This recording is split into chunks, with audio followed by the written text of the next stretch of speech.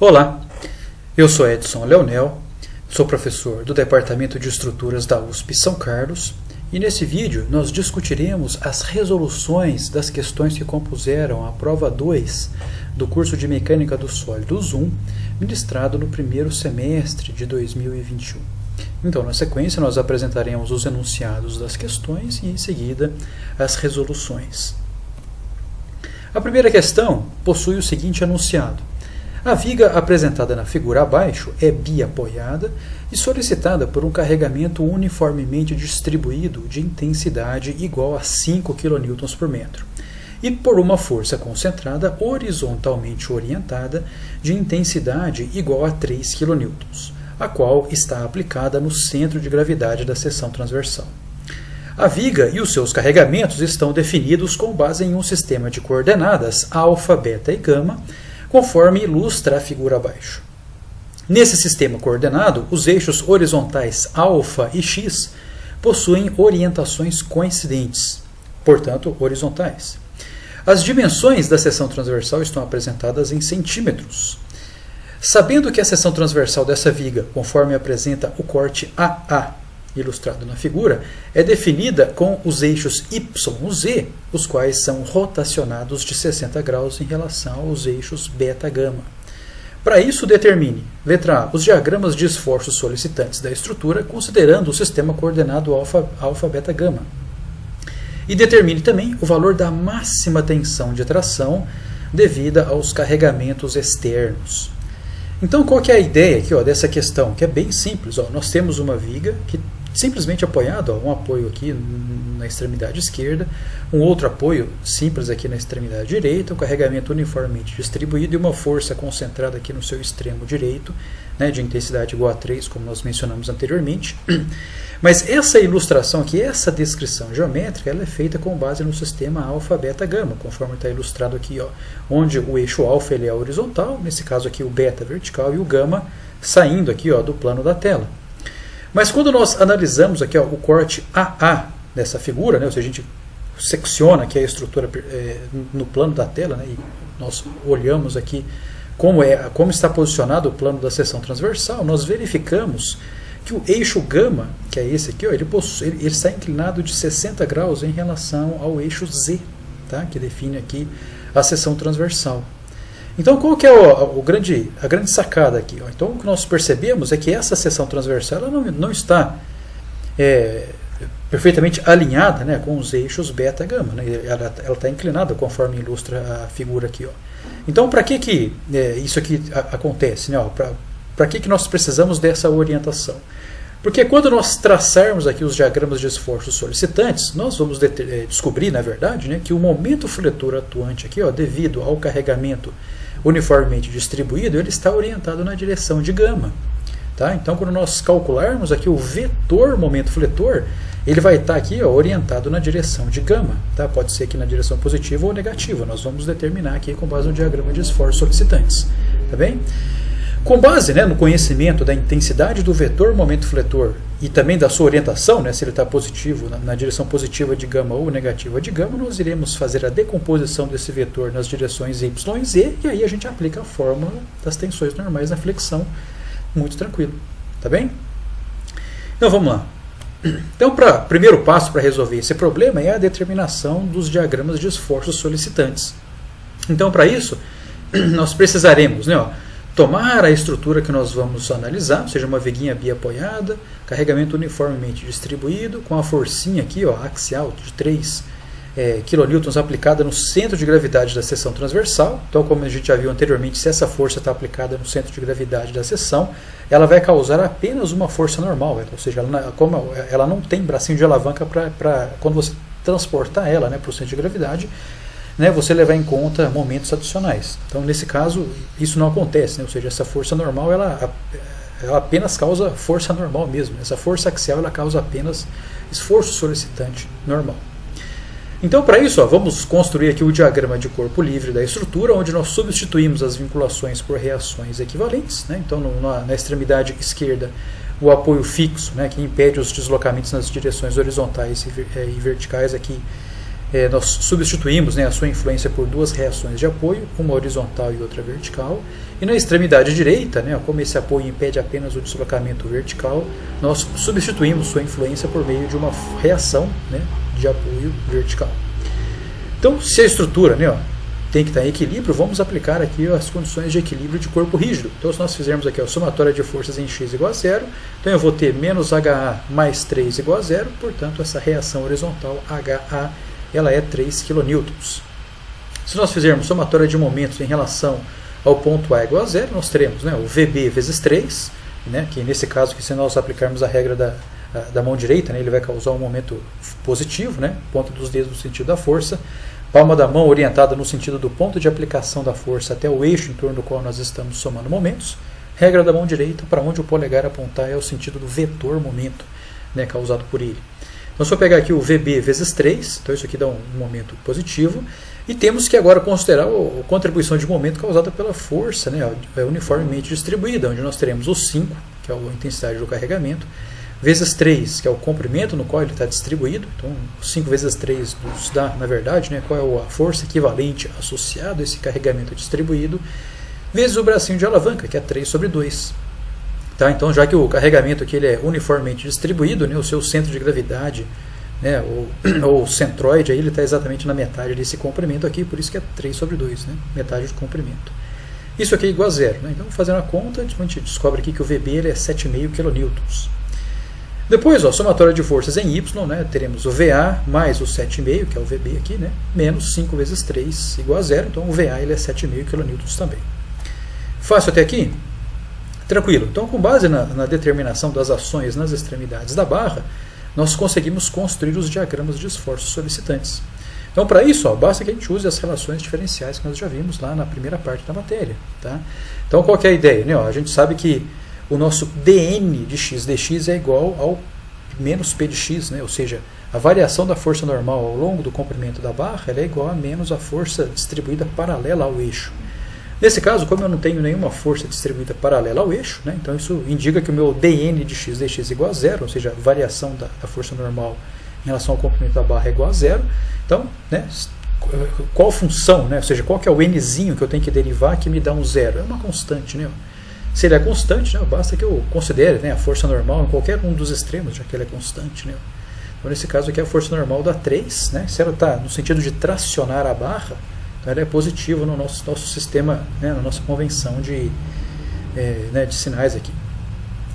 Para a gente traçar aqui o diagrama de força cortante, né, o que nós temos que fazer é também utilizar a relação diferencial. Né? A gente sabe que o dV de x dx é igual a menos Q de x. Então, onde Q de x é o valor, né, a expressão aí do carregamento distribuído ao longo do comprimento da barra. Nesse caso, o carregamento distribuído ele é constante, né, ele é 5. Tá? Então, qual que é a função V que eu devo derivar para eu chegar numa constante? Né? Qual que é o Vzinho que eu derivo, né, para que o dV de x dx me dê uma constante? Então, a gente sabe que é uma função linear. Né? Se eu derivar uma função linear, eu chego a uma constante. Então, o meu linear aqui ó, é fácil. Né? Como que eu faço para traçar uma variação linear? Bom, se eu conhecer 2 pontos, o problema está resolvido. E nesse caso, nós já sabemos, né, ó, quais são esses 2 pontos. Eu já sei que a reação aqui é 7,5, do outro lado também ela é 7,5. Tá? Então, a nossa convenção de sinais é, se a força cortante, né, no extremo da barra tende a fazer a barra girar no sentido horário, isso é positivo. Tá? E se a força cortante no extremo da barra tende a fazer a barra girar no sentido anti-horário, isso é negativo. Então, a gente percebe, né, que o VA ele tende a fazer a barrinha girar no sentido horário, né? Ou seja, a tendência dele é fazer a barrinha girar no sentido horário, enquanto que o VB ele tende a fazer a barrinha girar no sentido anti-horário. Então, esse cara aqui vai ser positivo, esse vai ser negativo. Pronto, acabou, né? É só ligar os dois aqui. Ó. Devido, né, à simetria, que já que a variação é linear e a intensidade, né, dos cortantes nos extremos são iguais, então a gente vê que o ponto onde o cortante é zero é exatamente na metade, né, do comprimento da barra. Né? Ou seja, na distância aqui de 1,5 metro a partir da extremidade esquerda. Tá? Então, por que isso aqui é importante? Por que a determinação desse ponto é importante? Porque, né, ó, se nós utilizarmos a relação agora diferencial do momento fletor com relação ao cortante, a gente vai descobrir que o nosso dm de x dx é igual ao v de x. Tá? Então, por que isso é importante? Olha, se você analisar, né, o nosso dm de x dx é igual ao v de x, então, se o nosso v de x ele é linear, Então, qual é a função m, né? Ou seja, qual que é a função de momento que eu devo derivar para encontrar um linear? Né? Qual que é o dm de x? Ou seja, qual que é a derivada do m que eu preciso encontrar para chegar num cara que é linear? Então, a gente facilmente verifica, né, ó, que se eu derivar uma função quadrática, eu chego, né, na variação linear, ou na função linear. Tá? Então, nesse caso, se o cortante tem variação linear, o momento vai ter variação quadrática. Né? E para eu traçar essa variação quadrática, eu preciso fazer o quê? Bom, conhecer o valor em 3 pontos. Né? Nesse caso, eu já sei quanto vale o momento nas extremidades da barra, que é 0. Tá? Porque são apoios articulados e eu não tenho continuidade da barra, né, depois, né, dos apoios. Então, aqui ó, os giros são permitidos, né? Então, momento 0. E esse terceiro ponto, né, que eu vou utilizar para traçar essa variação é exatamente o ponto do cortante 0. Né? Porque se o meu dm de x dx for igual a 0, né, ó, dos conhecimentos de cálculo lá, como que a gente faz para encontrar um valor extremo de uma função? Né? Deriva ele igual a 0. Tá? Então, se o meu cortante for 0, isso indica para mim um ponto de momento máximo. Né? Ou seja, se eu fizer um dm de x dx igual a 0, é o valor de extremo, na verdade, né, da função momento. Então, o que eu faço aqui para descobrir esse valor máximo, que nesse caso é, bom, faço um equilíbrio aqui, ó, considerando, né, o ponto aqui onde o cortante é 0. Tá, então, eu teria aqui o 7,5, que é a reação, né, reação VA, carregamento uniformemente distribuído e a distância, o comprimento aqui de 1,5 m. Então, o que eu vou descobrir? Esse valor do momento, que é o valor do momento máximo, e aqui eu nem represento o cortante porque ele é 0, né, nessa distância aqui de 1,5 m. Então, fazendo o equilíbrio, a gente vai descobrir que esse momento máximo que é 5,625 kN vezes metro. Tá? O que é importante chamar a atenção de vocês na construção desses diagramas é que esses esforços solicitantes eles estão descritos no sistema alfa, beta, gama. Tá? Então, esse esforço normal que eu calculei aqui, ó, ele é um N-alfa que é igual a um Nx, né, conforme mencionado no enunciado do problema, uma vez que os eixos alfa e x são coincidentes, né, são paralelos. Esse cortante que eu determino aqui, ele é um cortante V beta, tá? Ou seja, está orientado aqui na direção beta. Enquanto que esse momento que eu determinei aqui, ele é um momento M gama. Tá?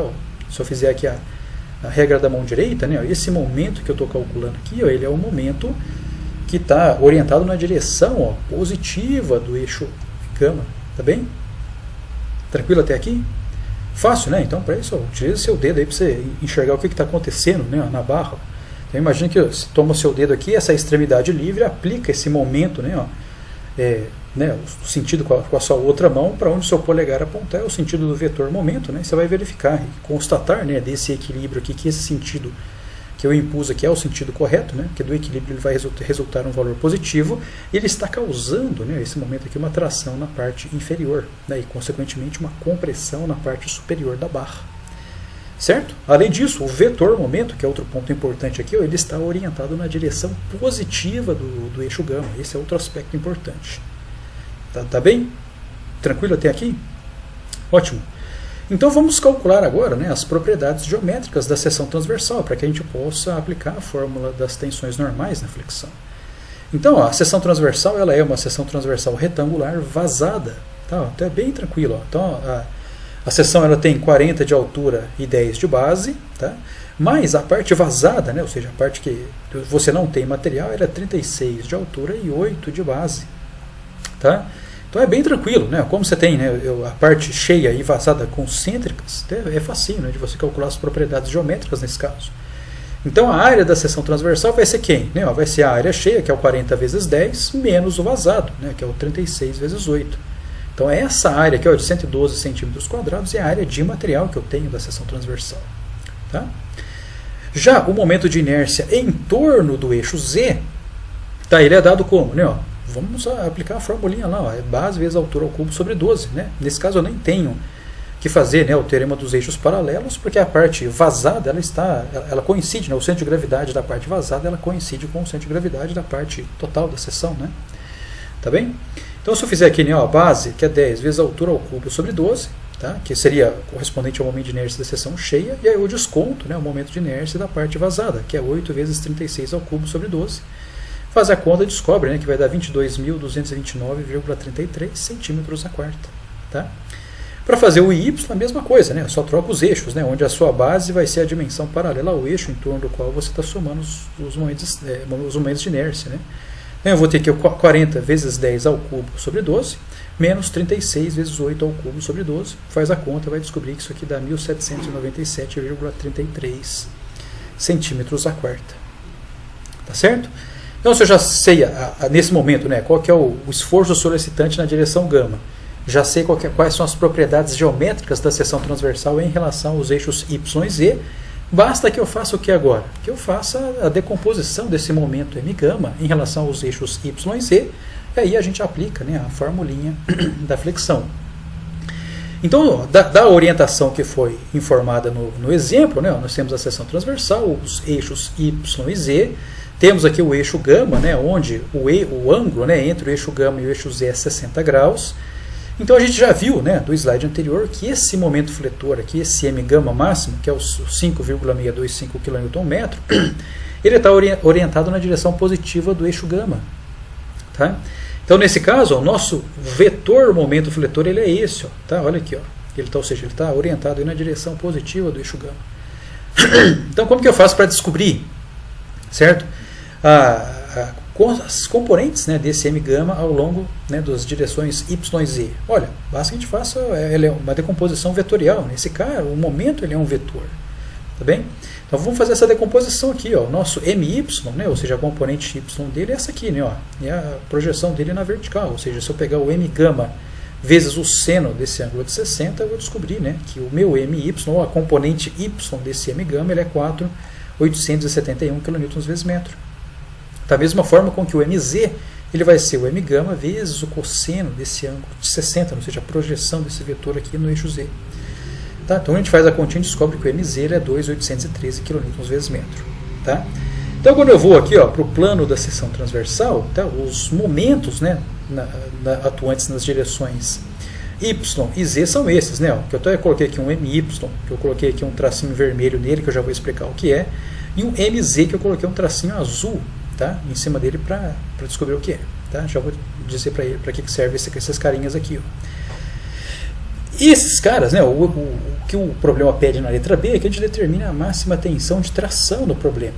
Tá? Então o que você poderia fazer a princípio? Olha, eu vou tomar aqui, ó, os pontos extremos da seção transversal, né, que possuem as coordenadas, né, Y e Z extremos, para que eu faça mesmo, né, eu faça a verificação, calcule a tensão 4 vezes e descubra qual é o ponto onde eu tenho a atuação da maior intensidade de tensão de tração. É uma possibilidade.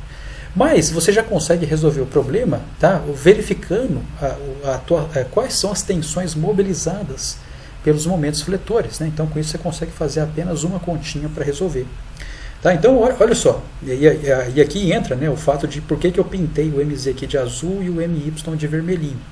Que é o seguinte, ó, se você utilizar, né, ó, o seu sentido, a regra da mão direita aqui, ó, quais são as porções, né, ó, tracionada e comprimida da seção transversal mobilizadas apenas pelo momento MZ? Bom, então, do lado da teoria a gente já viu, né, que o momento fletor ele introduz, né, ó, tensões no plano da seção transversal que variam linearmente. Né? Então isso aí é consolidado já para nós. Né? Então, devido à atuação do momento, exclusivamente de um momento, uma porção da seção vai estar tracionada, uma outra vai estar comprimida. Tá? Então, se eu analisar exclusivamente devido ao momento MZ, qual que é a porção comprimida, qual que é a porção tracionada da seção transversal? Tá? Então, se nós posicionarmos aqui o polegar no sentido do vetor momento e aplicarmos a regra da mão direita, tá? Aqui ó, a gente vai perceber que a parte superior da seção transversal está sendo comprimida. Então, aplica aí a regra da mão direita, né? Põe os dedos da sua mão, né, com exceção do polegar estiver apontando, é o sentido da compressão, tá? O sentido onde você aperta, né, ou comprime a seção transversal, tá bem? Então nesse caso a gente vai descobrir, ó, que a parte superior da seção transversal, né, ou seja, na região de coordenada Y positiva, nós temos a atuação de tensões de compressão, então, por isso que eu coloquei esses sinaizinhos menos aqui, ó, em azul, e consequentemente a parte complementar ela vai estar sendo tracionada. Então por isso que eu coloquei os sinaizinhos mais aqui também em azul. Tá? E o que acontece com o MY? Mesma coisa, né? Ó, coloca o polegar no sentido do vetor momento, né? Aplica a regrinha da mão direita aí, para onde os seus dedos, né, ó, apontarem aqui é o sentido da sua compressão. Então, ou seja, é o sentido para onde o momento fletor tende a comprimir as porções materiais da seção transversal. Tá? Então, nesse caso aqui, a gente vai perceber que a porção direita da seção transversal está sendo comprimida, então por isso que eu adicionei esses sinaizinhos menos aqui, ó, em vermelhinho, né, porque estão associados ao momento MY, e na parte esquerda, né, a porção complementar, ela está sendo tracionada, né? Então por isso que eu adicionei os sinaizinhos mais aqui, ó, em vermelhinho. Então qual que é a porção mais tracionada da seção transversal? É aquela, né, onde as trações mobilizadas pelos dois momentos fletores atuantes se superpõem. Tá? Então nesse caso aqui é o pontinho A, é o ponto mais tracionado da seção transversal. Tá bem? Então qual que é a formulinha da flexão? Olha, tensão, né, é força normal sobre a área menos mz IZY mais my e yz. Né? Então é claro que os sinais que aparecem aqui, eles possuem, né, o menos aqui associado ao mz e mais associado ao my por conta do posicionamento desse sistema de coordenadas, como a gente já mencionou anteriormente nos vídeos relacionados à teoria. Tá? Então aqui é tranquilo, né, ó, vamos calcular a tensão no ponto A. Então eu vou ter a força normal, que é 3, dividido pela área, né, então aparece um 10 a menos 4 aqui, porque eu estou passando de centímetro quadrado para metro quadrado, menos, que é o menos da formulinha, que multiplica o nosso mz, dividido pelo IZ, então aparece um 10 a menos 8 aqui para eu passar de centímetro a quarta para metro a quarta, vezes aqui, ó, a coordenada y.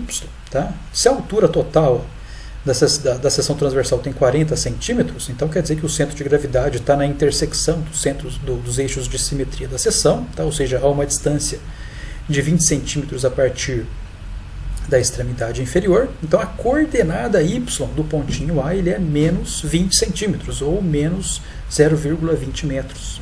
Tá? Mais, né, o my, que é o 4.871, dividido pelo iy, tá? Aparece um 10 a menos 8 aqui de novo, para passar de centímetro a quarta para metro a quarta, vezes a coordenada z do ponto A. Então, como o z positivo ele aponta para a esquerda, né, ó, e a dimensão da base tem 10 centímetros, então quer dizer que a coordenada z do ponto A ele é 5 centímetros, ou 0,05. Além disso, positivo, porque ele está aqui na região positiva do eixo z. Tá? Então, fazendo a continha aqui, né, a gente descobre que a contribuição de tensão naquele ponto devido à força normal é esta, a contribuição de tensão devido ao momento mz naquele ponto é este, e a contribuição de tensão naquele ponto devido a my é esse. Né? Soma tudo, a gente descobre que a tensão no ponto A, que é o ponto mais tracionado da barra, é 16.349,4 kN por metro quadrado. Tá? Então, com isso, a gente resolve a primeira questão. Bem? A segunda questão, ela envolve um problema também de tensões normais na flexão, mas com materiais não homogêneos. Então, o enunciado da questão é o seguinte, ó, a viga apresentada na figura abaixo, ela é engastada em seu ponto A e solicitada por um momento fletor e por uma força vertical concentrada em seu ponto B.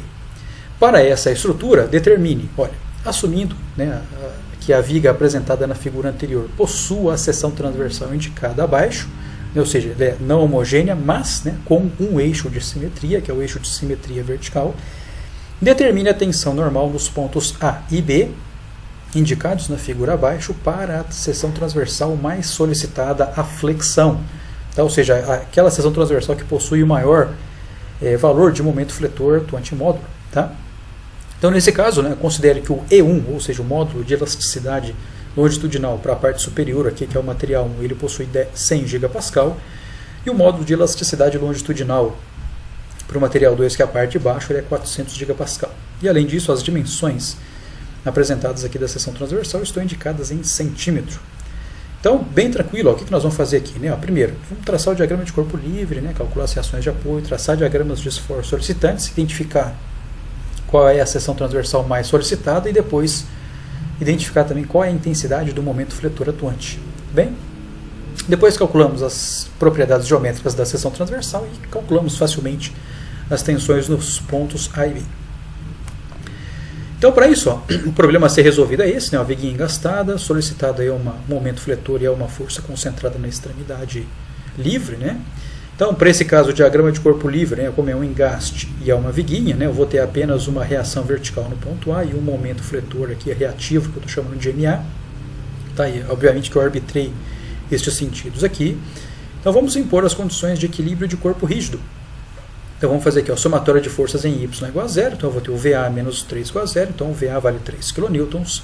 Somatória de momentos em relação ao ponto A igual a zero, então eu vou ter o MA, certo? Que eu arbitrei aqui, o sentido dele me dá um vetor momento positivo, mais o 3, que é o momento, né, ó, fretor concentrado na extremidade livre da barrinha, e menos, né, a contribuição de momento associada a essa força concentrada, que é menos 3 vezes 3. Então, fazendo essa continha aqui, a gente descobre que o MA vale 6 kN vezes metro. Tranquilinho? Então, ótimo. Então, nesse caso aqui, ó, o que a gente sabe, né, ó, das relações diferenciais? Ó, o dV de x dx é igual ao q de x, né, perdão, menos q de x. Se o q de x, que é a carga distribuída, ela é zero, então qual é a função v, que eu derivo, que me dá um zero? É uma constante, né? Então, nessa situação aqui, o nosso esforço solicitante-cortante, ele é constante, tá bem? Então, se é constante, né, da nossa convenção de sinais, se a força cortante tende a fazer a barrinha girar no sentido horário positivo, se a força cortante tende a fazer a barrinha girar no sentido anti-horário negativo, né? Então, nesse caso aqui, ambas as forças, né, perpendiculares ao eixo, ambas as forças cortantes tendem a fazer a barrinha girar no sentido horário, ó, tanto o VA quanto o 3, então é positivo constante, o que concorda com a previsão dada pela relação diferencial. Se o cortante ele é constante, então quer dizer que o momento ele tem que ter uma variação linear, né? Porque o dm de x dx ele é igual ao v de x. Tá? Então, se o v de x ele é constante, né? Qual é a função que eu derivo que eu chego num constante? É um linear, tá bem? Então, nesse caso, ó, o linear, para eu traçar a variação dele, basta que eu conheça o valor, né, do esforço solicitante em 2 pontos. E aqui eu já conheço, né, ó, quanto que vale aqui, ó, o valor do momento na extremidade direita e também na extremidade esquerda. Tá? Então eu já percebo aqui facilmente que na extremidade direita esse momento fletor vale 3. Tá? E aí a gente lembra, né, que a gente sempre traça o diagrama de momento na porção tracionada da barra. Tá? Então nesse caso aqui, se você tem dúvida ainda sobre isso, posiciona o seu dedo no sentido aqui, ó, da barrinha. Tá? E aplica com a sua outra mão o sentido do momento fletor atuante. Tá? E analisa aqui, ó, como que o que acontece com as rugas do seu dedo, né, se elas se afastam. Então isso vai indicar uma tração, um alongamento, e se elas se aproximam, uma compressão ou um encurtamento. Então, ó, na extremidade livre, ó, se você aplicar aquele sentido de momento, você vai observar que é a parte inferior que está sendo tracionada, ou seja, que está sendo alongada. Então, para isso, a gente vai traçar aqui, ó, ou vai posicionar o diagrama de momento na porção tracionada, que é aqui embaixo. Tá bem? Já no outro extremo, olha só o que acontece. Ó, do nosso equilíbrio, o nosso MA saiu positivo. Então, quer dizer que o sentido que eu arbitrei para ele é de fato aquele. Né, ó. Então, para isso, ó, faz a mesma coisa. Né, ó. Posiciona o seu dedo com a extremidade livre e aplica aqui o sentido do vetor momento. Tá? Então, a gente vai perceber que neste caso aqui, ó, quem está sendo tracionado é a parte superior da barrinha. Tá? Então, por isso que a gente traça, né, ó, esse M para cima. Tá bem? Esse diagrama de momento aqui, ele começa aqui em cima. Tá? E aí, traça a variação. A gente já descobre qual que é o diagrama de momento para esse problema aqui. Fácil até aqui? Então, ó, a gente descobre, né, bater no olho aqui, que a seção transversal mais solicitada do problema é a seção transversal do engaste, né, ó, porque é nela que nós observamos a atuação do maior momento fletor, tá, que é os 6 kN vezes metro. Tá? Então, a gente vai analisar as tensões nos pontos A e B, conforme pedido no enunciado, para essa seção transversal aqui, de máxima solicitação à flexão, tá bem? Então, para a gente aplicar a formulinha da flexão, a gente precisa, né, calcular as propriedades geométricas da seção transversal. E nesse caso, como a seção transversal ela é não homogênea, nós temos que tomar cuidado para calcular, né, as propriedades geométricas homogeneizadas da seção transversal, calculamos as tensões e depois, né, fazemos o processo inverso, ou seja, tomamos a tensão homogeneizada calculada no material homogeneizado e transformamos essa tensão para o material real. Tá? Então, para isso, ó, temos aqui o desenho da seção transversal com as suas dimensões em centímetros e temos aqui também os valores dos módulos de elasticidade. Então, a gente já viu lá na parte teórica do curso, né, que o primeiro passo para a gente fazer isso aqui é calcular o fator de homogeneização, que ele nada mais é, né, do que a razão entre os módulos de elasticidade dos materiais envolvidos. Então, aqui nessa resolução eu optei por considerar como material de referência o material 2, que é o 400. Tá? Então, o material 1, que eu coloquei aqui, ele será homogeneizado. Tá? Então, nesse caso, o meu fator de homogeneização ele dá 0,25. Mas, se você fez o contrário, ou depois se quiser fazer a resolução desse exercício, considerando, né, que o seu material 1 seja o material de referência, não tem problema nenhum. O seu resultado final vai dar a mesma coisa. Tá bem? Então, vamos calcular aqui, né, o valor da área homogeneizada. Então, para isso é muito simples. Né, ó, basta que você penalize, né, ou pondere, né, a contribuição diária do material homogeneizado pelo fator de homogeneização. Tá? Então, nesse caso, nós teremos lá que o material 1 ele é o material homogeneizado e o material 2 é o material de referência. Então, a nossa área da seção transversal homogeneizada vai ser o 20 vezes 25, tá? Vezes aqui o 0,25, que é o fator de homogeneização. Tá? Mais o que a área do material 2, que é o material de referência, que é 5 vezes 30. Então, quando a gente faz essa continha aqui, a gente descobre que a área homogeneizada é 275 centímetros quadrados. Tá? Fácil. Depois, né, ó, como a seção transversal ela possui uma simetria vertical, mas na horizontal nós não observamos essa simetria, né, então a gente tem que determinar aqui qual é, né, a localização do centro de gravidade da seção transversal, nosso Y do CG. Então, para isso, tranquilo, né, o que a gente faz? A gente faz aqui, nós passamos, né, um eixo auxiliar passando pela extremidade inferior da seção transversal, fazemos, né, a somatória dos momentos estáticos em relação a esse eixo auxiliar, né, e depois a gente divide isso aqui pela área, né, para a gente descobrir qual seria, né, a nossa distânciazinha aqui, o nosso y, né, para que em torno desse eixo, né, localizado a essa distância YCG, né, a somatória dos momentos estáticos seja nula. Então, para isso que a gente faz, né, a gente toma aqui a área vezes a distância, né, do centro de gravidade da área até o eixo auxiliar em torno do qual nós estamos somando os momentos estáticos, e aí a gente pondera, né, esse momento estático pelo fator de homogeneização, se o momento estático calculado fizer referência ao material homogeneizado. Então, tranquilo. Ó. Do material 1, nós teremos a área dele, que é 20 vezes 25, vezes o fator de homogeneização, vezes o bracinho de alavanca, que é os 40, ou seja, eu tenho 30, mais, né, a metade do 20, que é 10, então dá 40. Então, aqui é a distância do centro de gravidade do material 1 até o eixo, né, auxiliar, passando pela extremidade inferior da seção transversal, mais momento estático do material 2, que é 5 vezes 30 vezes 15. Né, a área dele vezes a distância do centro de gravidade dele até o eixo auxiliar, passando pela extremidade inferior. E isso eu divido pela área, né, que eu já calculei anteriormente ali, que é os 275 centímetros quadrados. Então faz a continha e descobre que o Y do CG ele é 26,36 centímetros. Tá? Então, com base nessa informação, podemos calcular o momento de inércia em torno do eixo Z. Tá bem? Então, para isso, aqui que a gente faz? Olha, nesse caso, como o centro de gravidade da seção transversal ele não coincide com o centro de gravidade, né, dos subcomponentes que o compõem, então a gente tem que aplicar o teorema dos eixos paralelos. Então, para isso, ó, vamos calcular aqui a contribuição de momento de inércia relacionado ao material 1. Então, eu vou ter a base, né, ó, que é 25 vezes a altura ao cubo sobre 12, uma vez que essa áreazinha ela é retangular.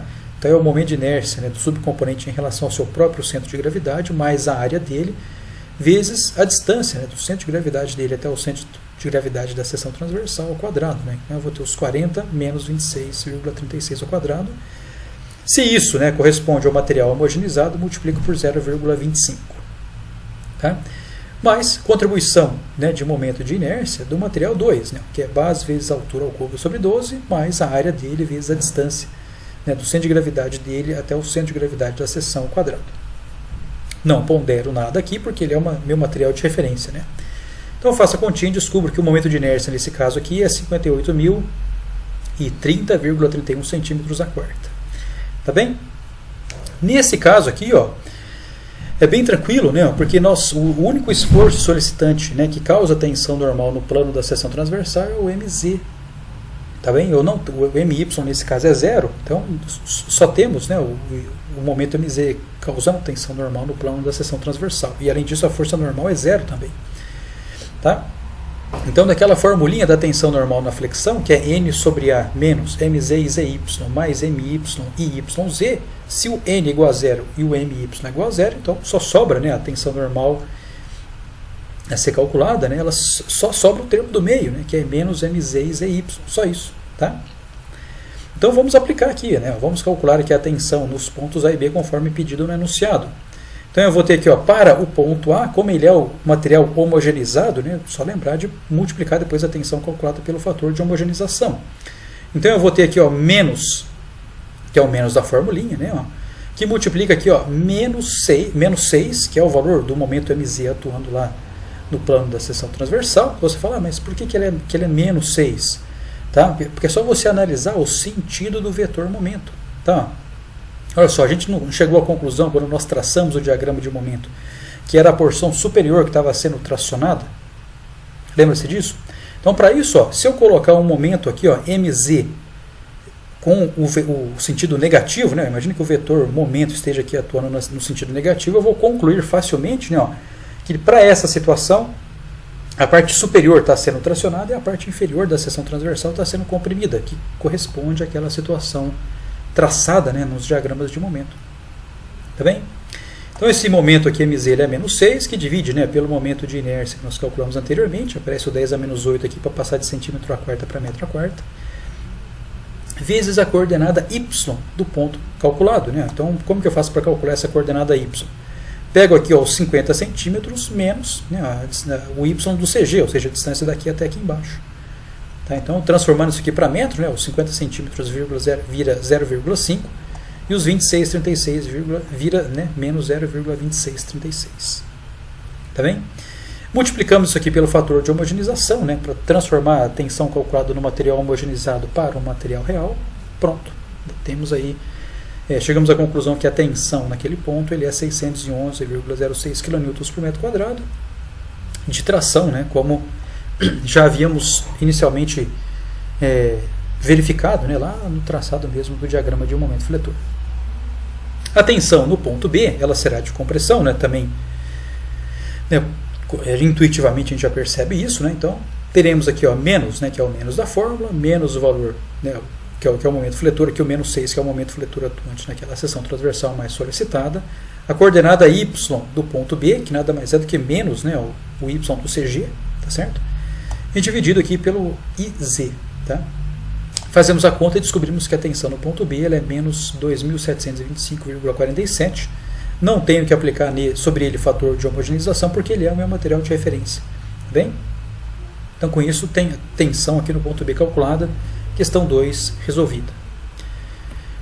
Para terminar a prova, né, ó, tinha uma questão muito simples, né, que é bem tranquila aí de ser resolvida, cujo enunciado é este. Ó, 3 tábuas, cada uma com 50,8 milímetros de espessura, são pregadas entre si para formar uma viga que está submetida a uma força cortante vertical. Sabendo que a força cortante admissível em cada prego é 500 newtons, determine a intensidade da força cortante admissível, sabendo que o espaçamento S entre os pregos é 150 milímetros. Então, para a gente resolver essa questão é bem simples, né? Basta que a gente calcule qual é o fluxo de cisalhamento em cada uma dessas interfaces, né? E como a seção transversal é duplamente simétrica, a gente consegue concluir que o fluxo de cisalhamento nessa interface aqui é igual ao fluxo de cisalhamento na interface de baixo. Tá? Então, se já nos foi dado qual é a força cortante máxima que um prego resiste, qual é o espaçamento dele, se eu dividir os dois, eu já sei qual é o fluxo de cisalhamento resistente. Então, basta que eu faça o quê? Calcule qual é o fluxo de cisalhamento solicitante, tá? que será, obviamente, função da força cortante atuante na peça, e aí fazemos a igualdade entre os dois, né? E com isso a gente descobre qual é o cortante admissível. Para isso, então, basta que eu calcule o quê? As propriedades geométricas da seção. Tá? Bem simples essa questão aqui. Ó. Então, qual que é o momento de inércia da seção transversal? Olha, se a seção é duplamente simétrica, então a gente já consegue concluir que a localização do centro de gravidade até na intersecção entre os eixos de simetria, né? Ou seja, na metade dessa altura aqui, ó, de 101,6 milímetros. Tá bem?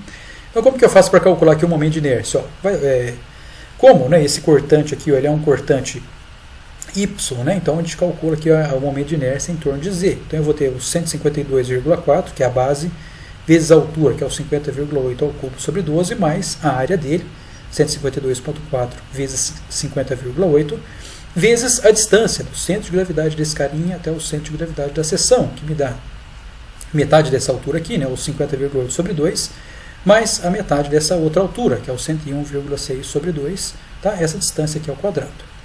Eu multiplico ela por 2 aqui, para levar em consideração, né, a contribuição de inércia dessas mesas ou flange superior e inferior. Tá? Mais a contribuição de um momento de inércia da alma. Então, como o centro de gravidade, né, do subcomponente, nesse caso, né, dessa alma, coincide com o centro de gravidade da seção, então basta que eu calcule, né, a contribuição de momento de inércia do subcomponente em relação ao seu próprio centro de gravidade, que vai me dar, né, a base dele, né, que é o 50,8, vezes a altura de 101,6 ao cubo sobre 12. Então faz a conta e descobrimos que o momento de inércia da seção ele é 9,7676 10 a sétima milímetros a quarta.